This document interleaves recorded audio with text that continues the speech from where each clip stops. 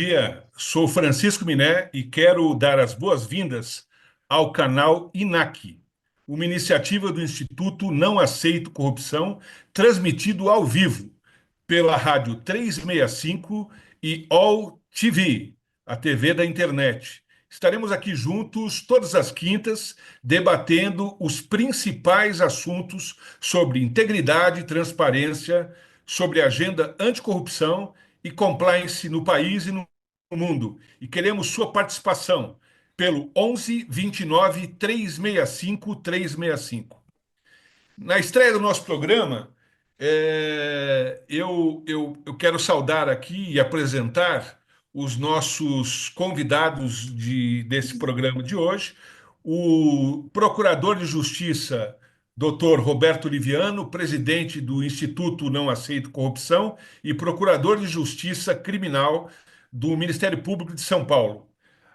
A doutora professora em Ciências Políticas pela USP e diretora doutora Tereza Sadek, o desembargador Renato Nalini, ex-presidente do Tribunal de Justiça de São Paulo, secretário municipal de Mudanças Climáticas e conselheiro do INAC. E o professor Celso Campilongo, diretor da Faculdade de Direito da Universidade de São Paulo. É um prazer acolhê-los e recebê-los aqui nessa estreia tão importante para o combate à corrupção no Brasil e no mundo. Vamos iniciar os nossos trabalhos comentando sobre algumas reportagens que foram realizadas por vários órgãos de comunicação, citando sobre o destino de 356 milhões que foram destinados para financiar shows, festas e iluminações de LED em cidades de diversos estados, e em detrimento de outras situações bastante emergenciais, como a situação da ponte Juscelino Kubitschek, da BR-226, que liga dois estados e que ficou em ruínas e que possivelmente nós teremos um ano inteiro para conseguir concluir, e cuja soma hoje é 171,9 milhões. Eu pergunto aos nossos convidados, será que esses gastos eles levantam questões fundamentais a quem essas emendas realmente serviram? Será que há prioridades invertidas na gestão pública? E, mais importante, como evitar estes recursos, como evitar que esses recursos sejam desviados de suas finalidades mais urgentes? Eu aqui faço até um comentário. Eu entendo até que nós vivemos uma síndrome de Sísifo, né? O chamado trabalho inacabado. A administração nunca termina um trabalho e sempre começa um trabalho novo, né? Então eu passo a palavra para comentários, começando com o Roberto Liviano, fazendo a sua apresentação e sua saudação, e em seguida eu vou pedir o comentário da doutora Sadek. Bom, primeiro eu queria agradecer ao companheiro Francisco Miné, de longa jornada, lá no programa Linha Direta com a Justiça da Rádio Bandeirantes. Miné, obrigado pela colaboração aqui no canal INAC, que começa a jornada de debates pela integridade, pela transparência, combate à corrupção. É uma honra para nós, do Instituto Não Aceito Corrupção, INAC, ter você conosco nesta caminhada. Muito obrigado, Miné. Quero agradecer também a querida Tereza Sadek, nossa diretora executiva, por estar conosco nesta estreia, nesse programa inaugural desse debate, nossa querida Tereza. Também ao nosso querido Renato Nalini, nosso conselheiro, eminente conselheiro, querido amigo, e também o professor Celso Campilongo, diretor da Faculdade de Direito da USP.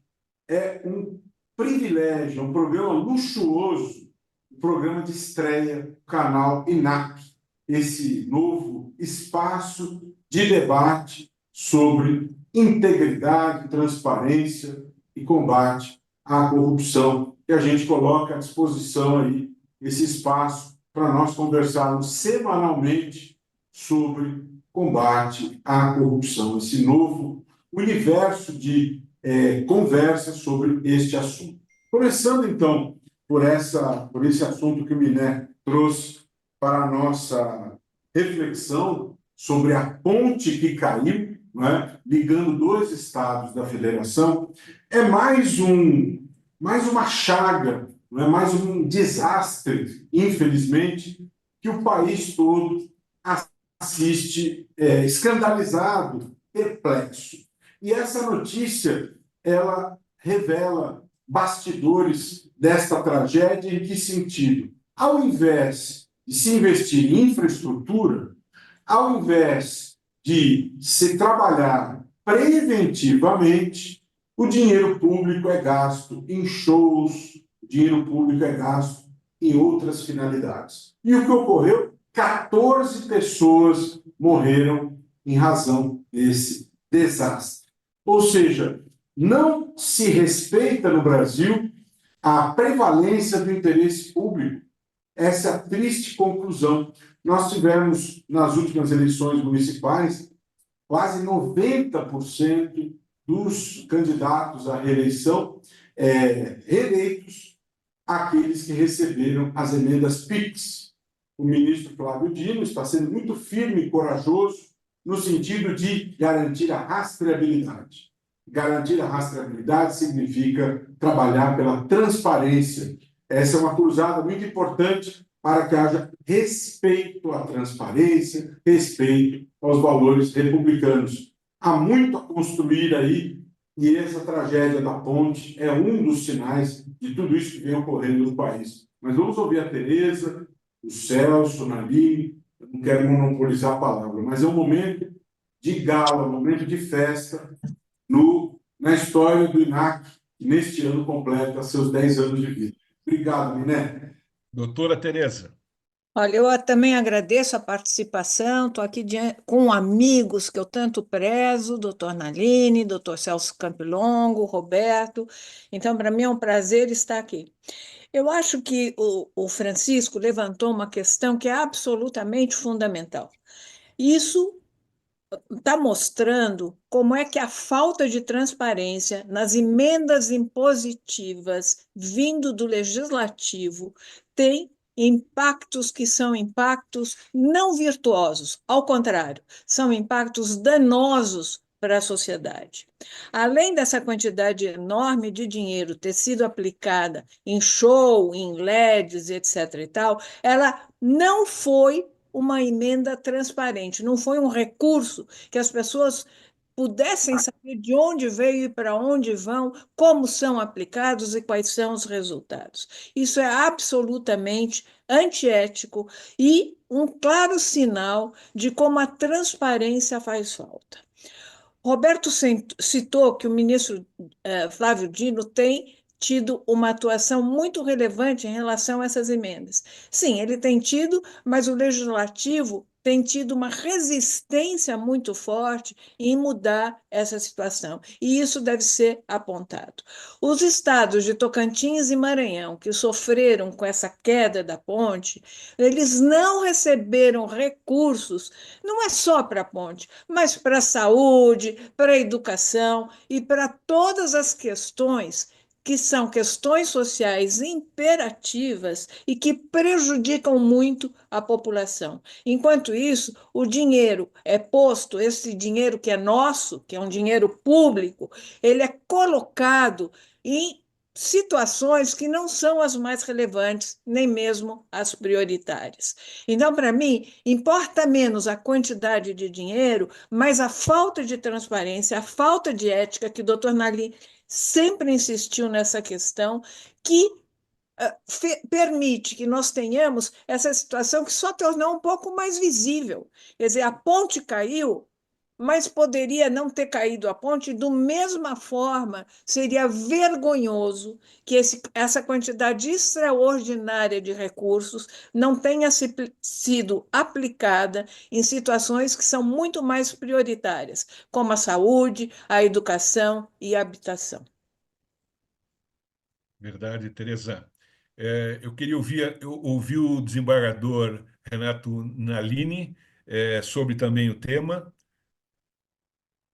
Eu agradeço inicialmente o convite do meu querido amigo Roberto Liviano, está aqui na presença da minha querida amiga Teresa Sadek e do professor Celso Campilongo, que foi meu colega no início da pós-graduação, depois ele explodiu na carreira, eu fiquei afeiçoado aos meus deveres jurisdicionais e não pude prosseguir como ele. Mas essa questão é uma questão que nos deixa muito tristes, né? Eu confesso que eu não sou pessimista, eu sou realista. Estou vendo o Brasil caminhar para trás, né? Nós tivemos uma profissionalização da política.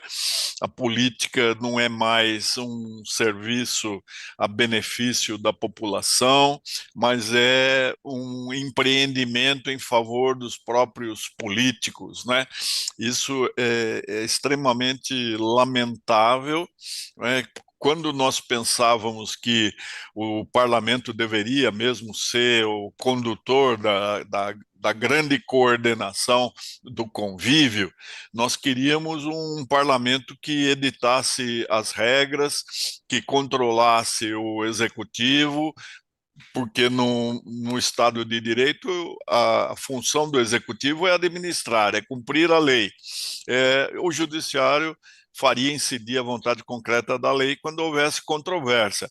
Mas depois de um tempo em que o executivo foi todo poderoso, nós tivemos uma inversão dessa pauta, o parlamento exorbitou, ele mantém o executivo como refém e tudo no Brasil é pior, talvez em virtude daquela ilha fantasmagórica que é Brasília, onde a promiscuidade do convívio faz com que as coisas se acertem à noite, na obscuridade, e durante o dia nós temos um jogo de cena, os poderes funcionando formalmente, mas em desfavor do país e da sua população. Eu acho que hoje o mundo se divide entre os realistas e os mentirosos. Eu não sou mentiroso para edulcorar uma situação que reflete um comprometimento da conduta, nem falo da ética, que a ética estava em agonia, mas já foi sepultada. É uma podridão que enoja. E quando será que a população terá uma educação suficiente para cobrar compostura, cobrar correção, hombridade, honestidade dessa gente? Professor Celso Campilongo. Bom, também queria, em primeiro lugar, agradecer muitíssimo ao convite do Instituto Não Aceito Corrupção, esse trabalho incrível que faz o Dr. Roberto Liviano, agradecer também a você, Francisco, pela condução deste programa, um jornalista tão prestigioso, e uma alegria poder participar deste evento junto com meus queridos amigos, professora Maria Teresa Sadek, desembargador Renato Nalini, secretário Renato Nalini, amigo de longa data também. Olha, o estrago, a devastação que estas emendas têm provocado na vida política brasileira, é claro que tem que até história infantil do tipo dos três porquinhos, você tem um que gasta o dinheiro de uma maneira desabrida e o outro que poupa para que no inverno tenha o alimento. Até história infantil sabe qual é a regra a ser observada nestas circunstâncias, mas parece que a vida política brasileira está muito distante de ter aprendido essas lições mínimas de comportamento público republicano, comportamento público decente. Mas vamos imaginar o estrago que isto provoca nas contas públicas brasileiras, por exemplo. Sem nenhum planejamento, de modo aleatório, descontrolado, fútil, que você gastar dinheiro em lâmpada LED e não consertar uma ponte ou não fazer o atendimento de saúde pública, aberração completa. Agora, isto tem o efeito perverso também de bloquear o funcionamento das políticas públicas como um todo, porque você compromete a roda, você insere uma variável completamente aleatória e isto acaba provocando um esvaziamento na racionalidade da gestão pública, de um lado. De outro lado, nós podemos imaginar também que isto acaba comprometendo a própria legitimidade do exercício do poder político. Né? Em alguns momentos, o que a gente percebe é uma tentativa do judiciário de bloquear a ação do legislativo ou de bloquear a ação do executivo. Em outros momentos, a gente percebe que é o executivo que cria obstáculos para o funcionamento dos demais poderes. Mas nós estamos diante de uma situação na qual esta farra das emendas parlamentares acaba provocando deslegitimação para o poder político como um todo, tanto legislativo quanto executivo, e, infelizmente, acaba provocando também uma onda de ataques ao poder judiciário, que acaba sendo acusado de não fazer a vontade popular, de não respeitar a vontade popular, enfim, a disfuncionalidade de uma atividade como esta, desta distribuição aleatória de emendas, ela é escandalosa, faz um mal sem tamanho para o Brasil. Além dos efeitos mais diretos e óbvios desta prática corrupta, digamos assim, além dos efeitos diretos, eu tenho esses efeitos todos que acabam pervertendo e travando o funcionamento do sistema político brasileiro como um todo. Eu vou tomar liberdade, nós teríamos aqui um bloco de perguntas dos nossos internautas e dos nossos ouvintes. Eu vou tomar, como o nosso programa é um programa de estreia, eu vou tomar a iniciativa de realizar algumas perguntas relacionadas ao tema, né? Iniciando com o desembargador Renato Nalini, que já foi tudo, né? Já foi secretário de Educação, já foi presidente do Tribunal de Justiça, tem uma experiência vasta, né, na administração pública. E aí eu vou estimular dentro do seguinte tema, né? Será que nós não precisamos de um foco maior na educação do cidadão, né? Enquanto jovem, para controle de de todo esse orçamento, de todas essas prioridades, né? Essa é a primeira questão, que eu passo ao doutor Renato, e depois eu tenho outras para formular para os demais. Muito obrigado, Francisco. Você tem toda a razão. Eu lamento que os partidos que têm fundos partidário eleitoral de quase 6 bilhões neste ano, no passado, né, por causa das eleições, eles têm o compromisso de manter uma educação política, uma educação cívica através dos seus institutos. Cada partido tem o seu instituto. Eu não tenho visto, pelo menos numa divulgação, de que eles tenham realmente tentado formar lideranças que não necessariamente disputarão as rinhas políticas partidárias, mas que se aparelhem para poder fiscalizar o funcionamento do Estado, não é? Nós vivemos numa sociedade tão desigual. Nós somos um país em que há ainda milhões de famintos, milhões de pessoas subtraídas ao saneamento básico, subtraídas ao direito à moradia, que hoje é direito social fundamental, não é? Desprovidas de saúde, de educação, e não vejo essa preocupação com formar lideranças que possam exigir compostura de todo agente político, né, e de todo funcionalismo. Nós vemos que um dos grandes problemas do Brasil hoje é a questão do controle fiscal.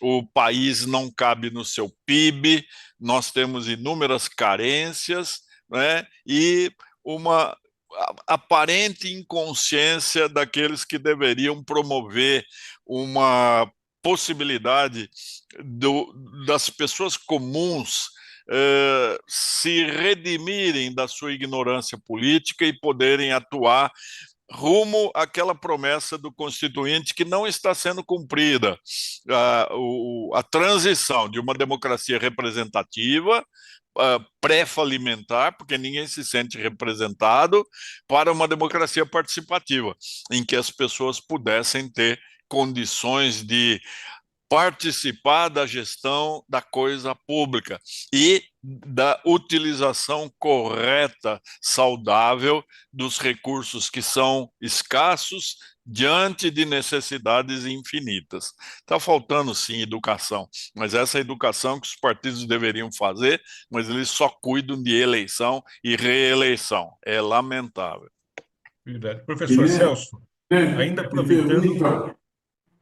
Diga, Roberto. Um comentário, né, pegando um gancho no que o Naline falou agora, que é de extrema importância. E o Naline é um educador, assim como o Celso, assim como a Tereza, mas eu queria fazer um comentário em cima disso, justamente porque hoje publiquei um artigo no jornal O Globo que trata das lições que nos ensinou a Coreia do Sul. Né? A Coreia do Sul, há cerca de 3 décadas, era um país com níveis de corrupção equivalentes aos do Brasil. Né? E o mundo, há 3 décadas ou mais, o mundo tinha muita corrupção, e corrupção naturalizada, ao ponto que, na França, o Código Tributário francês admitia, Miné, que a propina paga no mundo empresarial fosse abatida do imposto de renda. Não é? Construiu-se um movimento internacional de enfrentamento à corrupção e em muitos países europeus, como a França, como a Alemanha, em que havia essa naturalização, as coisas mudaram. Houve uma opção clara nos países de enfrentamento à corrupção. E a Coreia do Sul é um excelente exemplo, na linha do que o Naline acabou de dizer, no sentido de investimento maciço em educação em período integral. Hoje, a Coreia do Sul é um país totalmente diferente em relação a isso. Não é que deixou de existir a corrupção. Existe corrupção na Coreia do Sul. Houve um escândalo gravíssimo de corrupção na Hyundai, a gigante Hyundai, na Samsung. No entanto, a questão é como se lida com essa corrupção. Ela é enfrentada, ela é punida, ela é exposta. A Coreia do Sul hoje vive um escândalo político. O presidente da Coreia do Sul tentou impor a lei marcial, depois desistiu, sofre impeachment, mas a Coreia do Sul enfrenta essas questões todas com as suas instituições fortes. Ou seja, o tempo passou, a educação se fortaleceu, a Coreia do Sul vive crises, mas as instituições estão fortes. Por quê? Porque houve investimento maciço em educação, houve a queda de um avião com 179 mortos e houve a determinação para que o presidente da empresa não deixe o país. E não é necessário que a justiça determine, bastou que a polícia determine, e isso é respeitado, isso é cumprido. O que é isso? É a força das instituições sendo respeitada. E a força das instituições é determinante para que haja o progresso e a riqueza das nações, como apontou com muita sapiência Darwin Acemoglu, Prêmio Nobel de Economia. Né? Portanto, essa questão da educação é absolutamente determinante em vários planos, inclusive no que diz respeito ao combate à corrupção. Me perdoe aí a emenda no comentário do Naline. Eu vou aproveitar e fazer uma pergunta para a professora Tereza, tá? Porque quando nós falamos sobre esse aspecto da sociedade participar e participar da fiscalização de todas essas prioridades, isso se dá através das chamadas audiências públicas. E essas audiências públicas, elas possuem, a experiência diz que nessas audiências públicas a população participa, opina, mas isso não tem um efeito vinculante.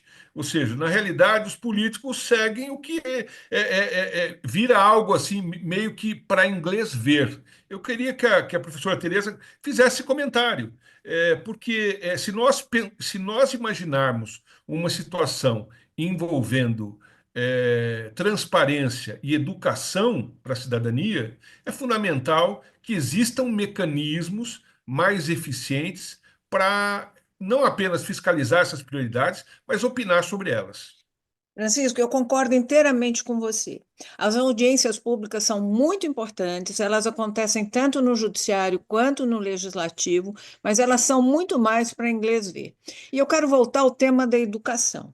A educação já foi apontada em vários estudos como ela é tão importante que ela tem um impacto mais relevante sobre a renda do que qualquer outra coisa. Então, essa questão, por exemplo, da Bolsa Família, Bolsa não sei o quê, não tem um impacto forte sobre a renda como tem a educação. Cada grau de educação que um indivíduo é capaz de superar tem um impacto muito positivo na renda e, portanto, no PIB de um país. Então, a educação é a questão mais fundamental e o que nós temos visto aqui no país é que essa educação, sobretudo a básica, ela é menos valorizada do que a educação universitária. Com isso, nós aprontamos aquilo que a gente chama de um desastre que o doutor Nalini estava falando. Por que é um desastre? Porque o básico, que é o essencial, não tem sido priorizado.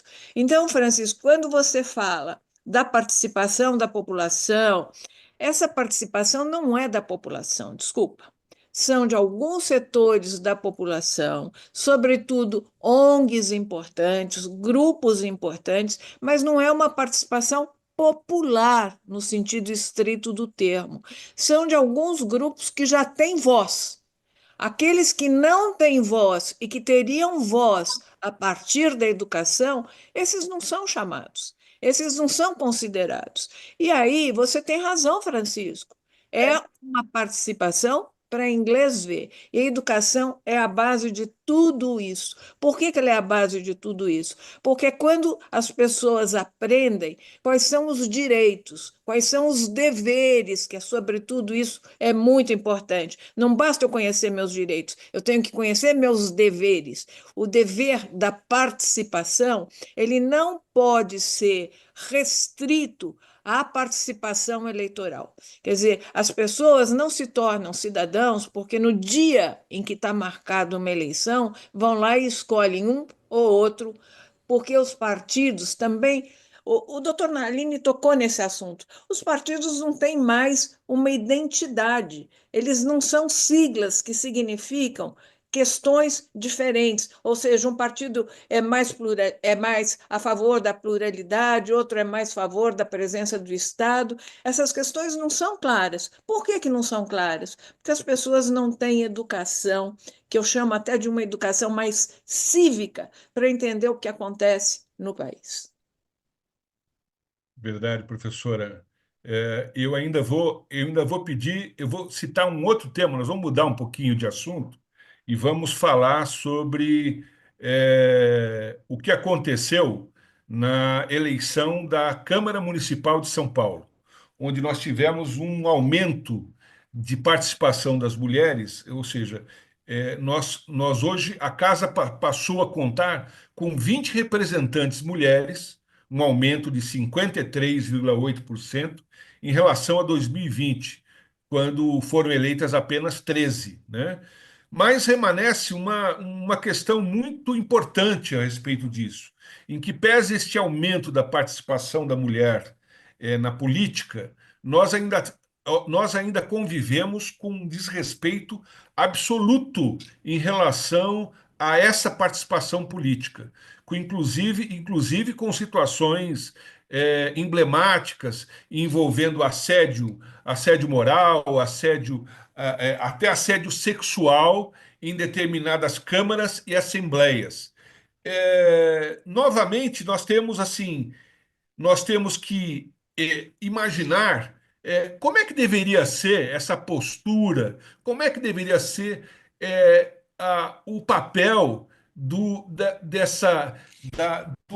que nós imaginamos como defesa dos direitos humanos e dessa questão envolvendo a verdadeira igualdade de gênero. Vamos começar pelo Celso, Minete. Vamos sim. Olha, Professor Celso. eu começaria com o maior prazer, mas eu fiquei fora do ar alguns segundos. Eu estava num carro, saí para a casa que eu estou ocupando aqui e eu não escutei direitinho o que estava antes. Se alguém puder começar na minha frente, eu depois entro na discussão. Vamos Tá começar bem. com a Tereza, a questão é sobre a mulher. É adequado começar com a Tereza. Eu acho que começa por mim, não por eu ser mulher, mas começa por mim porque esse é um tema que eu acho extremamente relevante, Francisco. Eu acho que você tem razão, houve um aumento significativo da participação das mulheres. Eu devo dizer que existe lei a respeito. Os partidos eram obrigados a ter candidatas mulheres nas suas chapas. Muitas vezes, isso era para inglês ver.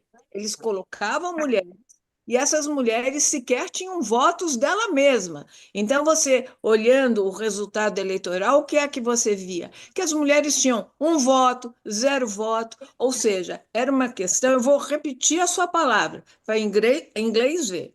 Elas não eram efetivamente candidatas. Os partidos não davam recursos para essas mulheres. Então, o que nós tínhamos era uma situação que era meramente formal. É aquela lei que não pega.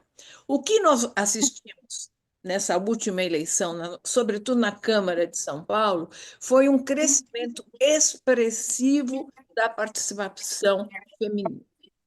Esse crescimento expressivo deve ser, claramente, nós vamos aplaudir esse aumento. Agora, por que nós vamos aplaudir? Porque é um aumento que representa mais a distribuição por gênero da população. Quer dizer, as mulheres são 51% da população e a representação delas em todos os setores, não é só na Câmara, não é só no Legislativo, mas também no Executivo, no Judiciário, nas empresas, elas têm uma participação minoritária. Mas eu quero dizer que não basta aumentar. O que eu quero saber é: essas mulheres de fato têm fala? Elas podem falar? Elas são respeitadas? Ou são simplesmente admitidas, mas não têm fala? Há uma pesquisa mostrando que quando as mulheres falam, elas são muito mais interrompidas do que os homens.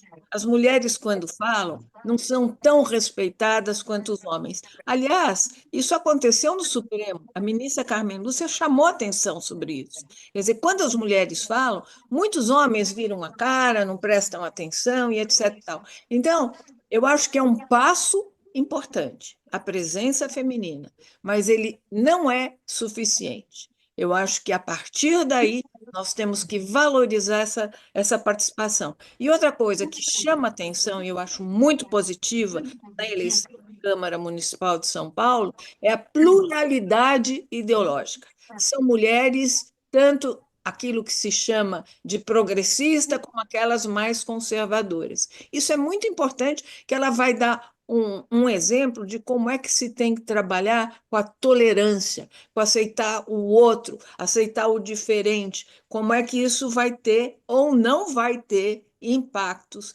na nossa percepção a respeito do que é a democracia, que se baseia fundamentalmente nessa ideia da tolerância, do respeito ao diferente. Tereza, só mais um comentário seu, ainda a respeito disso, porque quando nós falamos assim, quando você falou da questão do direito de fala, né, o que nós verificamos é que, na prática, as mulheres têm profunda dificuldade para se expressarem livremente nas assembleias e nas câmaras, muitas vezes sofrem interrupções absolutas, né?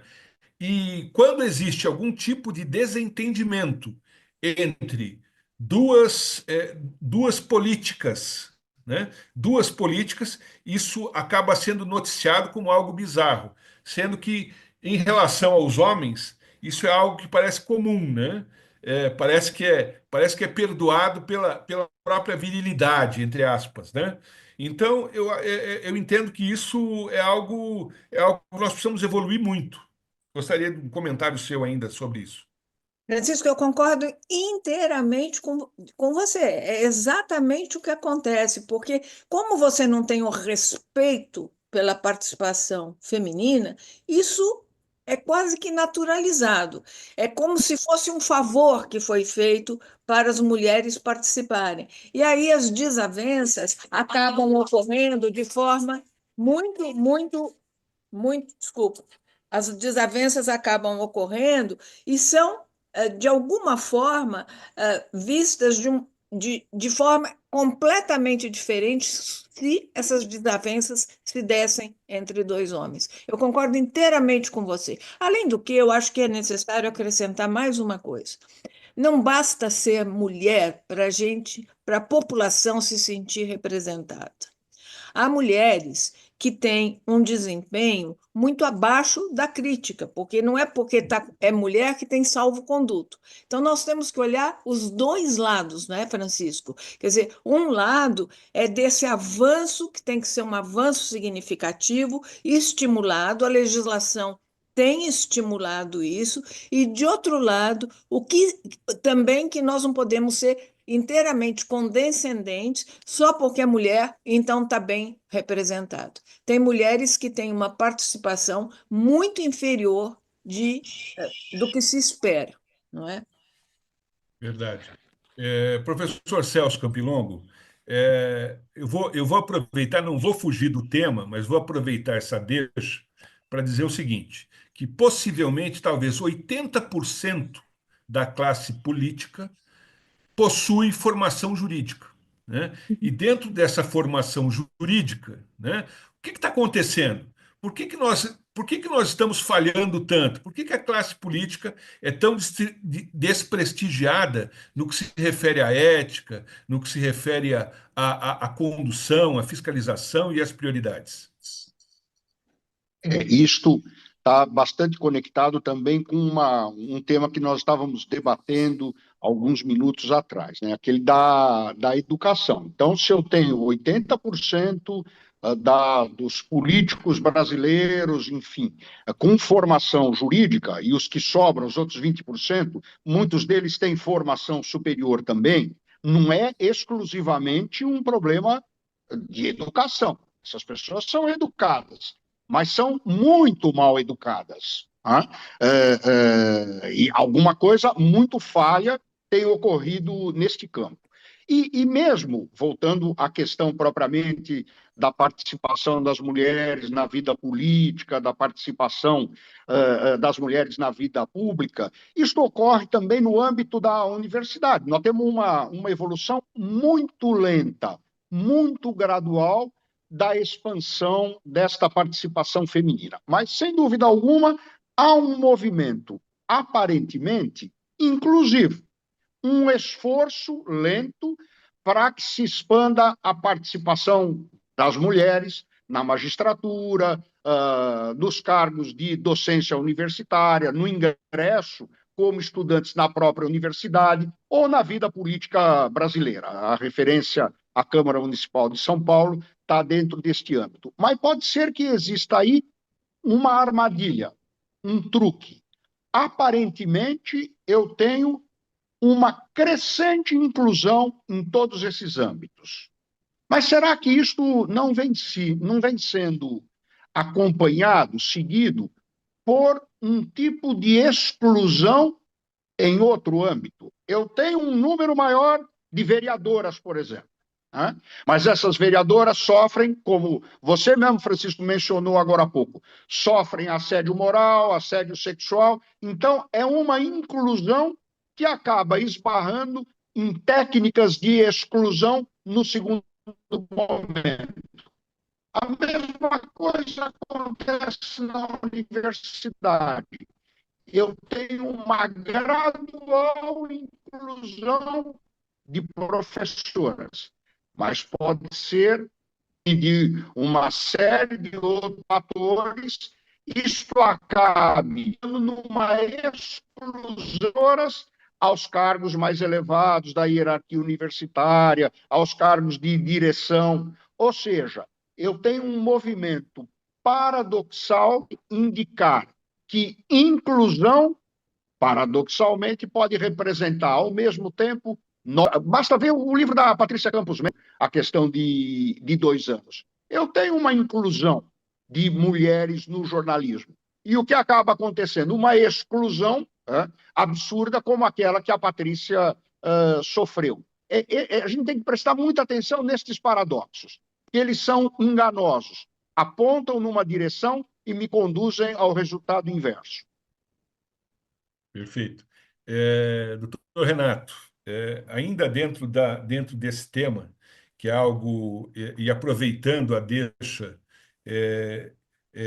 a deixa que acabou de ser colocada aqui, eu imagino o seguinte: na verdade, toda essa evolução e participação das mulheres, ela vem com um processo, né? Ela vem como um processo que iniciou na ocupação de cargos importantes, que iniciou com a aprovação no concurso da magistratura de uma grande maioria de mulheres, a mesma coisa no Ministério Público. Então, eu gostaria de um comentário seu, se seria procedente que, na realidade, essa evolução ela se faz como um todo, né? À medida em que a mulher participa efetivamente e a sociedade permite, e quando eu digo que permite, necessariamente deveria permitir, né, que essa participação seja efetiva, será que nós caminhamos para uma melhoria dessa participação como algo efetivo, né? Como algo não para inglês ver, mas o que necessariamente a mulher passa a ocupar um espaço não só necessário, como fundamental? Francisco, eu posso contar a minha experiência na magistratura de praticamente meio século. As mulheres só passaram a ser aprovadas no concurso de ingresso à magistratura em 1980. Até então, elas chegavam até o exame oral e eram reprovadas não por falta de conhecimento, mas por preconceito. Eu tenho o exemplo de uma juíza substituta que foi servir na comarca onde eu trabalhava, e ela era solicitada pelos colegas, que deram uns 8, 9 homens, e só ela, durante o lanche, ela tinha de fazer, oferecer o chá para as pessoas, servir, fazer sanduichinho. Era uma coisa assim, natural, e ela, tímida, ela se serviu assim, alguém que não era por delicadeza, mas era pela inferioridade da condição feminina, né? Nós mudamos um pouco, né? Mas você veja que, no fundo, ainda há uma espécie de preconceito, aquela pré-compreensão do papel feminino. Recentemente, o Tribunal de Justiça teve a ousadia, a coragem de fazer listas exclusivas para mulheres, para compensar essa inferioridade numérica. E os juízes, o que é que fizeram? Ingressaram com mandado de segurança, impetraram segurança para impedir que essa lista fosse aprovada, né? Porque eles argumentaram com um preconceito ao contrário, né? Então, é alguma coisa que vem sendo conquistada com muita luta, não é? Com muita bravura. Então, nós temos mulheres bastante corajosas, aguerridas, que assumem um papel, um protagonismo importante. Agora, eu queria fazer uma provocação para a minha querida Tereza, Maria Tereza. No fundo, quem cria o homem machista é a mãe, né? As mães, elas incutem nos seus filhos, né, uma, uma tendência a que eles devam ser servidos pelas suas futuras esposas, né? Então, pode ser que isso, com o tempo, vá desaparecendo, mas, por enquanto, ainda é muito presente aquela educação da mãe que fala: meu filho, cuidado, né, de quem vai se aproximar de você, você não se entregue para qualquer mulher, nenhuma delas vai fazer a comida como você gosta, vai passar a sua camisa do jeito que eu passo, perfumadinha, etc. E tal. Então veja que coisa engraçada, as mulheres mães, né, pelo menos as mais antigas, elas formam gerações machistas, né? Então, a assunção de papéis plurais dentro de uma família é uma coisa muito nova e que ainda causa espanto em algumas mentes conservadoras. Eu acho que a Maria Tereza pode falar melhor do que eu sobre isso, mas era a provocação que eu queria fazer, Francisco. Professora Maria Tereza. Eu acho, Naline, que você tem razão. A questão do machismo ou da igualdade é uma questão cultural. Eu acho que se tem que fazer é uma quebra na cultura. Você tem que mudar o paradoxo. E eu acho que algumas coisas vêm mudando. Eu vejo na nova geração que os casais, os homens e as mulheres, dividem as funções. Eu vejo o homem trocando fralda, eu vejo o homem cozinhando. Então, eu acho que é uma questão geracional também. Mas eu concordo com você, é fundamentalmente uma questão cultural. Quando eu disse na minha fala anterior que tem mulheres que não representam as mulheres, há de fato mulheres que são mais machistas do que os homens em geral. Então você tem toda a razão, isso vem de casa e é uma mudança cultural que vem sendo feita, mas feita aos poucos. Você vê nos países do norte europeu, você tem plenamente essa igualdade, não há tarefas femininas e masculinas. As tarefas são igualmente distribuídas. Mas eu acho que eu tenho uma esperança nessa nova geração, em que alguns já escaparam daquela cultura que você está chamando de tradicional e padrão, e que as mães e os pais, não são só as mães, têm muita responsabilidade sobre ela. Mas eu acho que nós temos mudado muito. Bom, nós faremos agora um breve intervalo e retornaremos para falar sobre a questão da Coreia do Sul, começando com o Roberto Liviano, que já adiantou o tema, né? E que tema bastante importante e interessante, porque nós tivemos o presidente sul-coreano acusado de insurreição. E nós tivemos, inclusive, uma postura das Forças Armadas, ou parte das Forças Armadas, impedindo o cumprimento de uma ordem judicial. E que, posteriormente, acabou sendo resolvido. Eu vou deixar ao Dr. Roberto Liviano que faça as considerações a respeito disso, após esses minutos de intervalo. Roberto, eu gostaria que você desse continuidade a esse tema, né, que você abordou com muita felicidade e colocasse esse tema em debate, né, porque ele teve um significado muito importante, principalmente na composição de interesses. Miné, eu queria só falar rapidamente, eu queria dizer algo sobre aquele tema da mulher, para não deixar de me manifestar. De fato, é importante que em São Paulo tenha havido esse número recorde de mulheres na Câmara Municipal, aumento expressivo no número de vereadoras, e isso é uma conquista importante. Mas, de fato, como todos pontuaram aqui, não basta só que tenhamos mais vereadoras, porque nós temos problemas aí em relação às interrupções, às questões culturais. Nós tivemos um caso histórico aqui na Assembleia Legislativa de São Paulo, de um deputado que apalpou o seio da colega e que não foi cassado, né? Se isso não é caso de cassação, eu não sei o que deve gerar a cassação. O deputado estadual apalpa o seio da colega em pleno recinto da Assembleia Legislativa do Estado e não é cassado.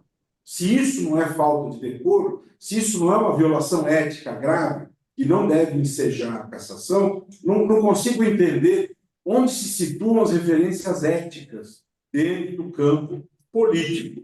E também é importante verificar o que se passa a nível nacional. De fato, 36% foi o aumento, e a nível nacional também aumentou o número de vereadoras de 12% para 16%, prefeitas. A nível nacional, o número de deputadas federais, no âmbito mais ou menos 18%, senadoras, mas é mais de 50% o número de mulheres no país. Então, ainda há uma subrepresentação. É necessário que tenhamos uma ampliação. E eu sou defensor de um percentual de cadeiras reservadas para as mulheres, para que tenhamos um avanço, e essa é uma questão, de fato, complexa e cultural. Mas sobre a Coreia do Sul, que eu já tinha feito um comentário significativo a respeito disso, o que eu posso complementar, além daquilo que eu já tinha dito, é que, de fato, o presidente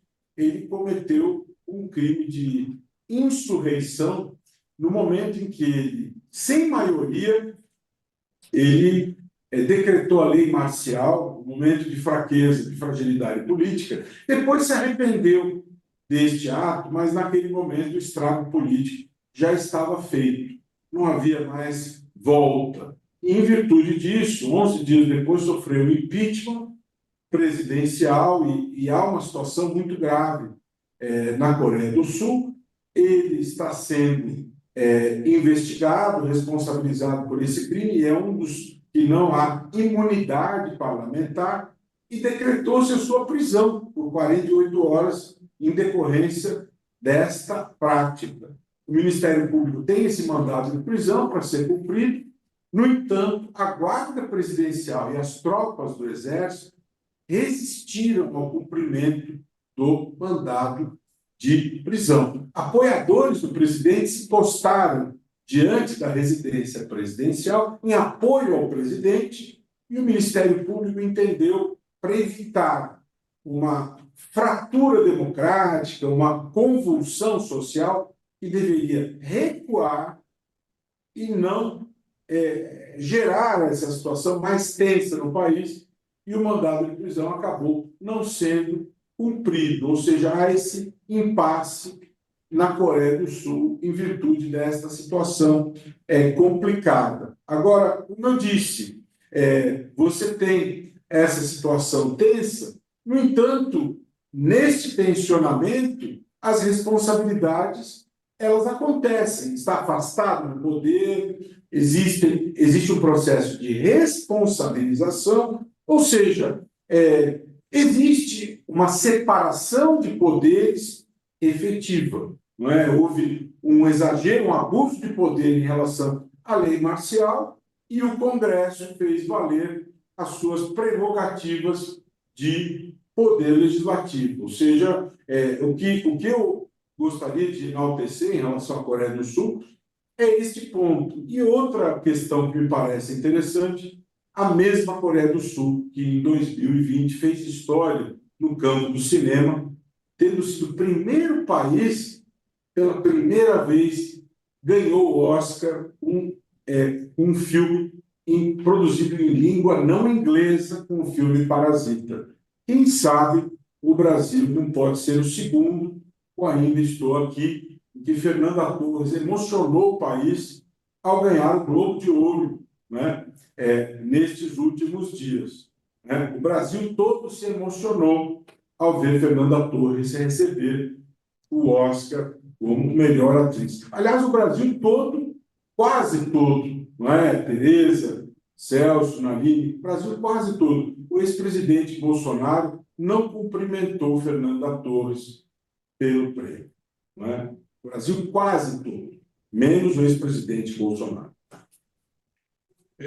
Eu vou aproveitar, Roberto, que você citou sobre a questão da chamada insurreição, né, e do descumprimento por parte das Forças Armadas eh, local da Coreia do Sul, mas eu vou aproveitar e passar uma pergunta para o professor Celso Campilongo, com uma visão um pouco mais otimista, que acho que nós, de alguma maneira, as nossas Forças Armadas, elas respeitaram a democracia e têm se posicionado de uma maneira absolutamente obediente às chamadas ordens judiciais, né? Que é algo fundamental. E a minha pergunta, professor Celso, é exatamente o seguinte: será que nós evoluímos? Nós mudamos de fase? Será que as Forças Armadas brasileiras entraram em outro nível?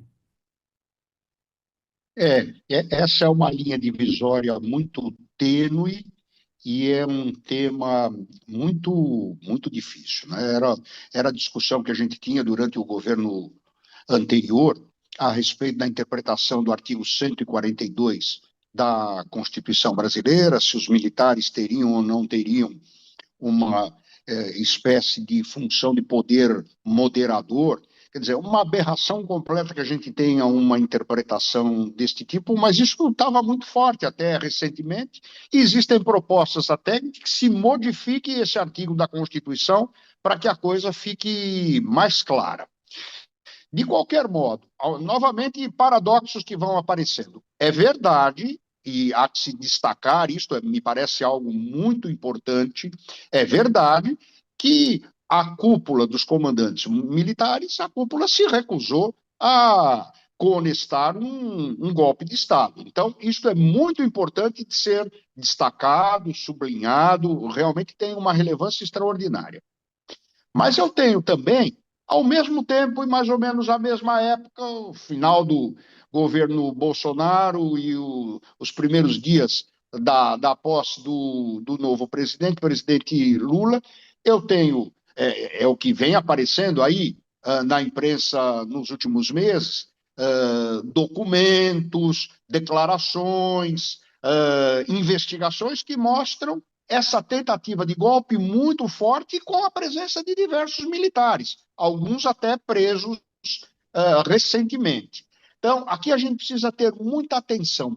Algumas vezes, por exemplo, a própria universidade, né? A própria universidade acaba se afastando de uma discussão a respeito do papel dos militares, enquanto que acho perfeitamente razoável que se discuta esses temas mesmo no interior da universidade. Nós não podemos afastar um tema de tamanha relevância para todas as democracias, o papel daqueles que detêm o uso da força. Nós não podemos deixar esse tema afastado das discussões, inclusive das discussões jurídicas. Praticamente, nós não temos na Faculdade de Direito gente que conheça direito militar, por exemplo.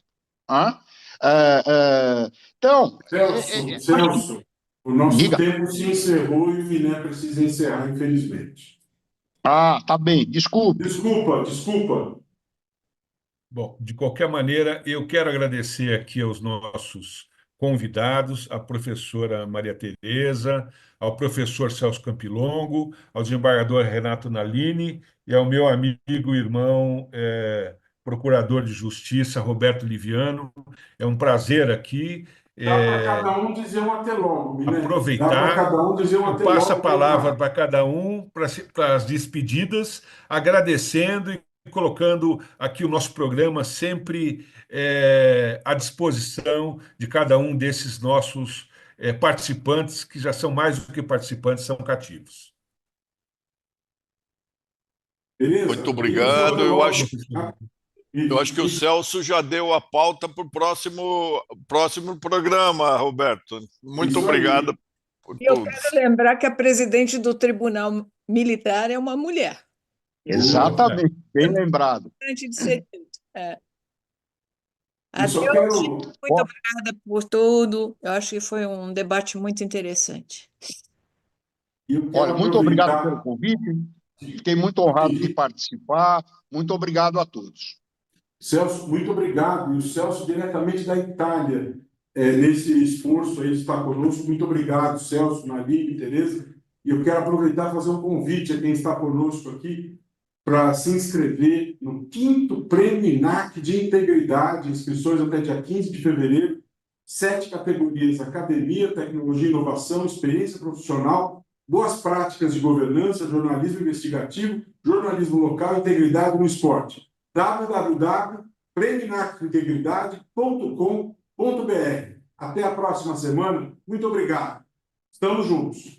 Um grande abraço a todos, convidando os nossos ouvintes internautas a sempre participarem do nosso canal INAC, com transmissão da Rádio 365 e da TV All TV, que é a TV da internet.